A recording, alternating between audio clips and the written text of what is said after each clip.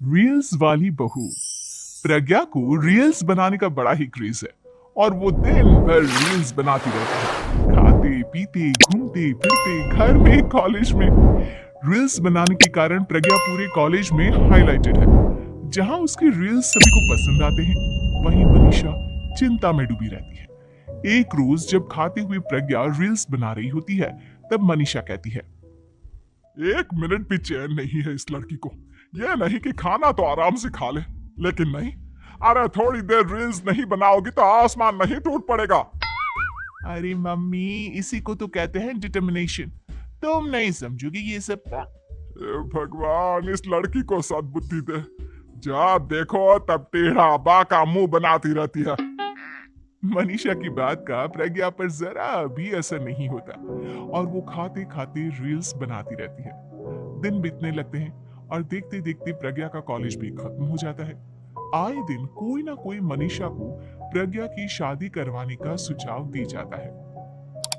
सब ठीक ही कहते हैं, प्रज्ञा की शादी कर देनी चाहिए। अपने घर के कामकाज में व्यस्त हो जाएगी तो खुद ही ये रील्स और नाच गाना बंद हो जाएगा। मनीषा और प्रेम प्रज्ञा के लिए एक अच्छा लड़का ढूंढने लगते हैं और तभी विकी का रिश्ता प्रज्ञा के लिए आता है, जिसने प्रज्ञा को उसकी रील्स देखकर पसंद कर लिया था। अगले दिन विकी अपने माता पिता के साथ प्रज्ञा के घर पहुंच जाता है और प्रज्ञा साड़ी पहने हाथों में चाय की ट्रे लिए उनके सामने आती है। जब विकी को पसंद है तो हमें भी बहू पसंद है।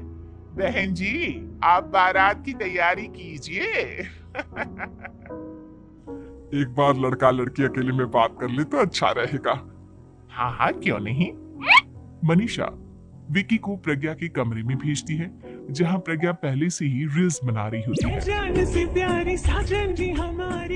तभी विकी कहता है, आ गए आपके साजन जी, हमारे साथ ये रील्स कंप्लीट कर दे तो और भी अच्छा रहता। अच्छा जी, अब आ ही गए हैं तो बना ही लेती हूँ आपके साथ।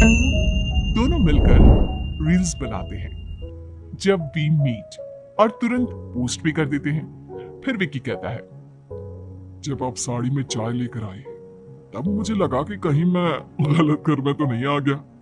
अब सही है। दोनों की शादी पक्की हो जाती है और शादी के दिन भी प्रज्ञा रील्स बनाने से चूकती नहीं। यहाँ तक कि बारात के समय भी नाचते हुए रील्स बनाती है। सभी लोग प्रज्ञा की तारीफ की पुल बांध देते हैं और प्रज्ञा नाचती गाती अपने ससुराल चली जाती है। सब कुछ अच्छा चल रहा होता है। प्रज्ञा यहाँ भी दिन भर हर चीज की रील्स बनाती रहती है। लेकिन कुछ दिनों के बाद जब सुनीता कहती है, बहू, ये रील्स के साथ साथ कुछ काम भी कर लिया करो। वैसे तुझे और क्या क्या बनाना आता है? मम्मी जी, वैसे तो सब कहते हैं कि मैं सब कुछ अच्छा बनाती हूँ, लेकिन मुझे लगता है कि मैं मैगी अच्छा बना लेती हूँ। हाँ, कॉफी भी अच्छा बना लेती हूँ और मुंह तो सबसे अच्छा बना लेती हूँ। हैं? अच्छा अच्छा। सुनीता अपना माथा पकड़ लेती है और कहती है, बहू, कुछ खाना बनाना भी सीख लेती। मम्मी जी, मैं लंबी प्लानिंग कर रही हूँ। जल्दी ही मैं इतनी फेमस हो जाऊंगी कि मुझे पैसे मिलने लगेंगे। हम दोनों सास बहू राज करेंगे, राज। नौकर काम करेंगे और लोगों की तो लाइन लगेगी हमसे मिलने के लिए। तेरा दिमाग खराब हो गया है क्या बहू?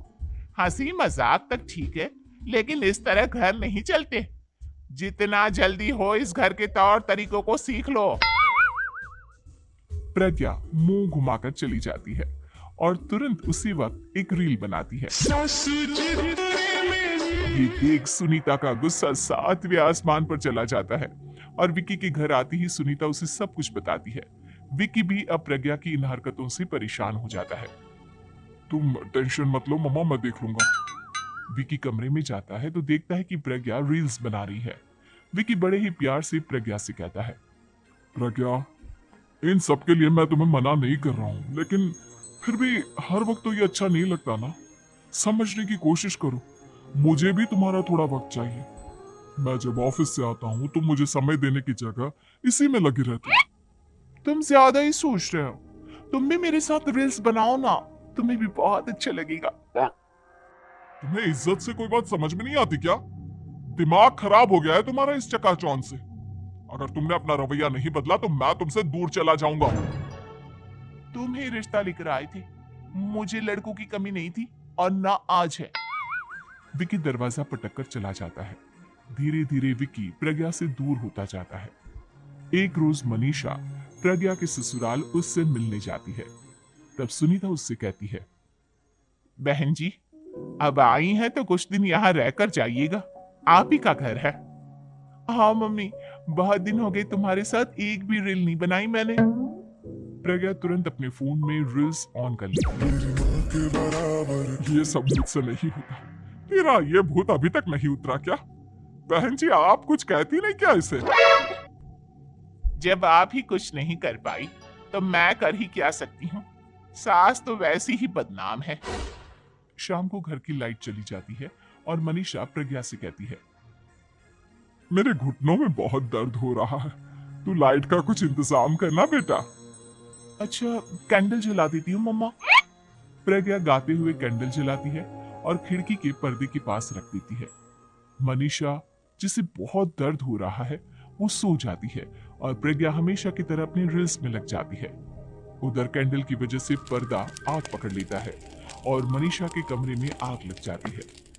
बचाओ, कोई है, बचाओ। सभी भागते हैं और विकी कमरे की आग बुझाने में लग जाता है, लेकिन तब तक मनीषा आधी जल चुकी थी। मनीषा की हालत देख प्रज्ञा रोने लगती है। विकी मनीषा को तुरंत हॉस्पिटल ले जाता है और उसे एडमिट कराता है। विकी प्रज्ञा से कहता है, देख लिया ना, तुम्हारे इस नाच गाने की वजह से आज तुम्हारी माँ की जान जाते जाते रह गई। अब पता नहीं तुम और क्या चाहती हो। उधर डॉक्टर कहते हैं, इनकी हालत बहुत नाजुक है, आधे से ज्यादा जल चुकी है। प्रज्ञा रोती हुई मंदिर में जाती है और भगवान के आगे जाकर कहती है, भगवान मेरी माँ को ठीक कर दो, मैं कसम खाती हूँ हाथ से ये रील्स बनाना छोड़ दूंगी, बस मुझे मेरी माँ वापस मिल जाए। 2 दिन बीत जाते हैं और मनीषा खतरे से बाहर आ जाती है। पेशेंट अब ठीक है, आप लोग उनसे मिल सकते हो। सब कोई मनीषा से मिलता है और प्रज्ञा सबके सामने अपना फोन तोड़ देती है। मुझे माफ कर दो मम्मा, मैंने तुम लोगों की बातों को नजरअंदाज किया। बेटा कोई भी चीज जरूरत से ज्यादा खराब है। मैंने तुम्हें रील्स बनाने से कभी मना नहीं किया, लेकिन हर वक्त एक ही चीज तो सही नहीं है। मैं समझ गई हूँ मम्मा, आई एम सॉरी। प्रज्ञा उस दिन से रील्स बनाना छोड़ देती है